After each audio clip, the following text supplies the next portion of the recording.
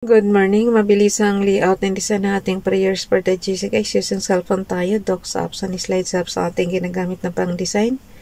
25 December 2024. Ang ating font is Verdana, size 11.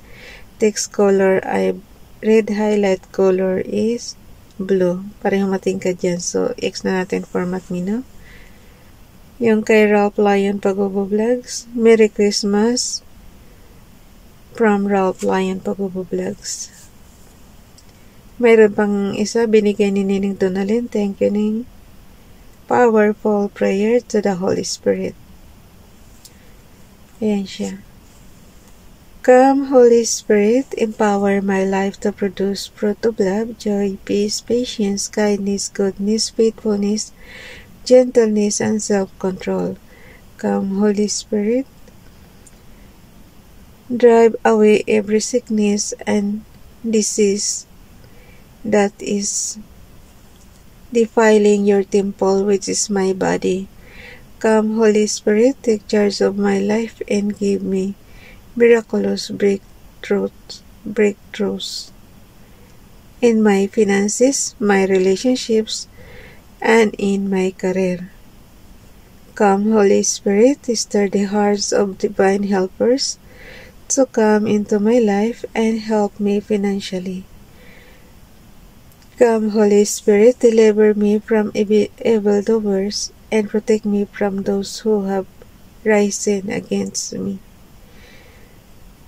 Come, Holy Spirit, grant me miracle that will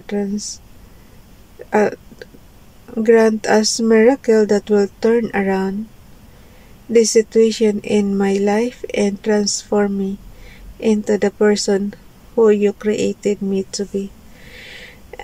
Naantok na ako kaya na-advance ko na yung basa ng iba. So, yun. Pero, basahin ko lang to ang kay Princess Diane channel pa. Kahit antok na pa tayo. Pag ganito kasing madaling araw guys, inaano lang natin. Tag nito, inaano natin yung mata natin na gising na gising para mabasa natin ng todo yung ginagawa natin. Na-highlight. Princess Diane channel. Pagka ganyan guys, na-highlight nyo, i-click nyo lang kahit sang area. Matatanggal na siya.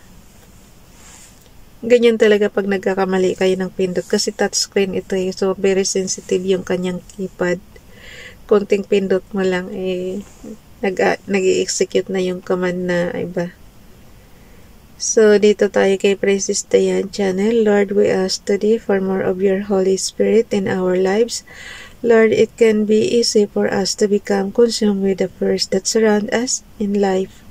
But we know that just as your eye is indeed on the sparrow, so also do you care for and see us. Teach us today to become more reliant on you. Bring us into a greater discernment of how you operate so that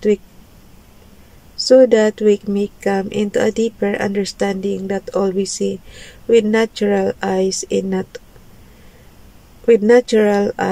not all that is. Today we ask for eyes to see your hand in all matters and hearts open to your work. Amen.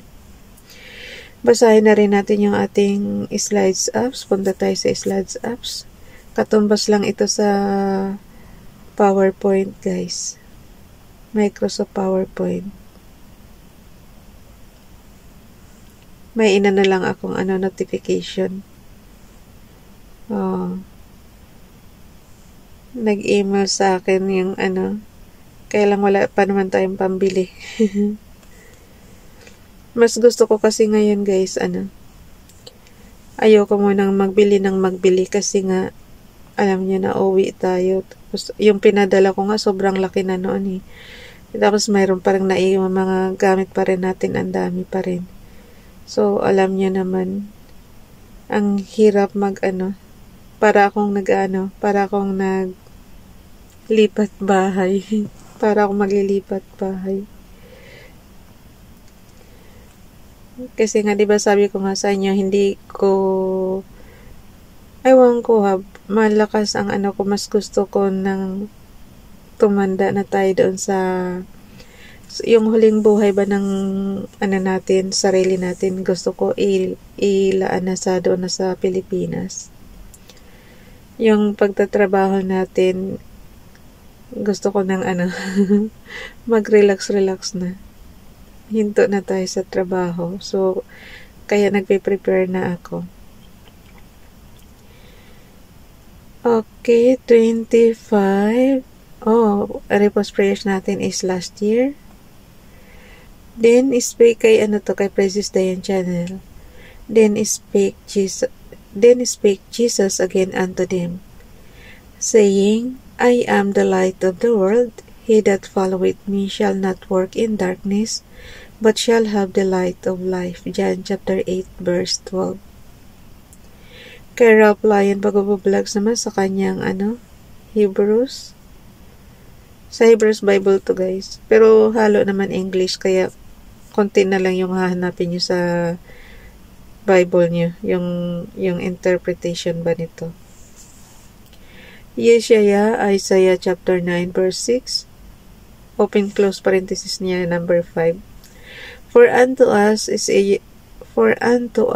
child is born, unto us Ben is given, and the Mizra dominion shall be upon his shoulder, and Ishmael shall be called Pele, Wonderful, Its Counselor, El-Gibor, Mighty God, Mighty GD, nakalagay dito. Aviad, Everlasting Father, Sar Shalom, Prince of Peace. Okay, tingnan nyo na lang guys sa inyong Biblia ayon sa inyong naiintindihang lingwahe. Kasi ito may open close parenthesis naman. Katulad ng it means counselor dito. So, iba pa rin yung titingnan nyo sa Bible nyo para yung mga hindi nakakaintindi ng English, ayon sa dialect nyo na Bible. Yung naiintindihan nyo guys. Ako rin hindi ko rin naiintindihan yung iba minsan. So, tinitingnan ko sa magandang balita, Biblia. Dito naman tayo, kaya nga sabi ko nga, sana nung araw, nung sinakop ba tayo ng halimbawa Kastila or American or Japanese, na lang, ang tinuro na lang sa ating lingwahe is yun ang na lang, Hebrews. Para matutunan natin lahat. Okay, Merry Christmas everyone, in advance Happy New Year. Thank you so much, Father God, for all the gifts and blessings that you have given us. Have mercy on us, keep us safe and healthy and happy. In Jesus' name, Amen. Kay Nening Donali naman, morning prayer. Nakalagay sa kanya, today Sunday. Ano na ngayon Last year pa kasi to. Hayaan mo na. Ang 25 is Tuesday. Pero sa kanya, alam niya naman guys, repose prayers to, diba? So, hayaan niya na lang. Today is Sunday. Thank you, Lord, for a new week. Thank you for providing us all the help and guidance we need. May your love and wisdom be with us as we face another week. We are grateful every day. We praise you, God, in Jesus' name. Amen. Ay, 2022 pala to, guys. Kaya pala sabi ko, ang layo naman. Ang repose prayer pala na to natin is 25. So, it means yung 25 ng December 2022 is Sunday. Ayan 2022 pa siya. So, ibig sabihin, nagre-repose prayers na pala ako last year. Tapos yung isa naman, year 2023. Baka naman sa year 2025, ang nagre-repose prayers naman natin is year 2024. Madadagdagan. Okay, dalhin na natin yan sa ating storage apps. Yung sheets apps diyan guys, ginagawa kong storage apps yan kasi kahit ilang prayers ang ilagay ko, kaya niyang i-hold. Ito yung nakapaloob sa file na to is year 2021 pa up to present. 2024 December na tayo. So ayan na 25 December 2024. Kung napapansin nyo, may mga rows and columns siya kasi nga pang accounting purposes yan. Kaya yung gusto mag-computation dyan, ginagamitan ng cell address. Cell address ang tawag dyan. Dyan sa rows and columns. So, pag nag-compute kayo, halimbawa, ilalagay nyo lang kung anong column nyo. Column A to column B. Ganyan. I-multiply nyo or i-add nyo. Lahat. May division, multiplication, addition, subtraction. Kayang gawin dito. Kasi nung gamit pa natin although limited lang dito sa CP, syempre kung ano lang ang capacity ng CP mo. Pero kung marunong nga kayo dun sa Microsoft Excel guys, i-apply nyo lang dito. Yung mga kabibili lang ng CP, kung sabagay may CP na maganda ang kalidad. So, para na rin siyang computer, malawak na rin ang coverage niya. Ito kasi yung sa akin very limited lang. Kasi alam niyo na. Luma na ito. Regalo pa ito sa akin ng mga anak ko. Pero mas mas gamay ko tong gamitin kaysa sa ibang CP. Mas nasanay ako dito mag-compute. Yung yung binili ko ng may binili akong laptop last year, binigay ko lang sa anak ko kasi parang mas gamay ko na ang cellphone gamitin kaysa gumamit ng computer. Ayun. So, punta na tayo dito sa ipasa na yan. Walang pahinga ang prayer sa kahit Pasko. Kasi sa GC natin guys is tayo ngayon, naka-break tayo ngayon hanggang January 6. So, January 6 pa yung suportahan natin ulit. Pero yung prayers natin, ipapasa natin parati.